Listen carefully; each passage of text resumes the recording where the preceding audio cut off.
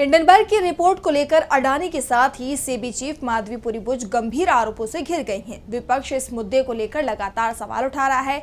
SEBI chief Adani पर हमलावर है, कार्रवाई की मांग कर रहा है, जिसके बाद अब मामले में बड़ी कार्रवाई सामने आई है। सेबी चीफ बुच के साथ ही ट्राई के प्रमुख को भी तलब कर लिया गया है। तो क्या है पूरा मामला, देखिए इस रिपोर्ट में। हिंडनबर्ग रिपोर्ट के तहत सेबी प्रमुख माधवीपुरी बुच पर लगे आरोपों को लेकर विवाद बढ़ता जा रहा है। कांग्रेस लगातार इस मामले में एक के बाद एक नए खुलासे कर रही है। पार्टी ने सेबी चीफ समेत पीएम मोदी पर भी सवाल खड़े किए। इस बीच संसदीय पैनल की बैठक बुलाई गई। संसद की लोक लेखा समिति पीएसी ने देश में शीर्ष नियामक प्राधिकरणों के कामकाज की समीक्षा करने का फैसला किया है और इसके लिए भारतीय बाजार नियामक सेबी और भारतीय दूरसंचार विनियामक प्राधिकरण ट्राई दोनों के ही प्रमुखों को गवाही के लिए तलब किया है, जिसके तहत 24 अक्टूबर को माधवीपुरी बुच और अनिल कुमार लाहोटी को पीएसी के सामने पेश होना पड़ेगा।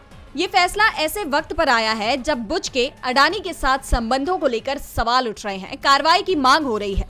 ऐसे में कयास लगाए जा रहे हैं कि सेबी चीफ पर इन आरोपों को लेकर सवाल किए जा सकते हैं, क्योंकि संसदीय कार्य प्रणाली में परंपरा है कि संस्थाओं के प्रमुखों को जब भी बुलाया जाता है तो उन्हें संसदीय समिति की बैठक में उपस्थित होना पड़ता है और ऐसी स्थिति में सेबी चीफ के लिए मुश्किलें खड़ी हो सकती हैं। बता दें कि हिंडनबर्ग ने दावा किया था कि अडानी की ऑफशोर शेल कंपनियों में सेबी चीफ की हिस्सेदारी है, जिसके बाद कांग्रेस ने बुच के बैंक स्टेटमेंट से लेकर सेबी में उनके परमानेंट सदस्य बनने के बाद अन्य कई घटनाओं का हवाला देते हुए हिंडनबर्ग के आरोपों पर जोर दिया, विरोध प्रदर्शन किया, यहां तक कि सेबी चीफ के इस्तीफे की भी मांग की।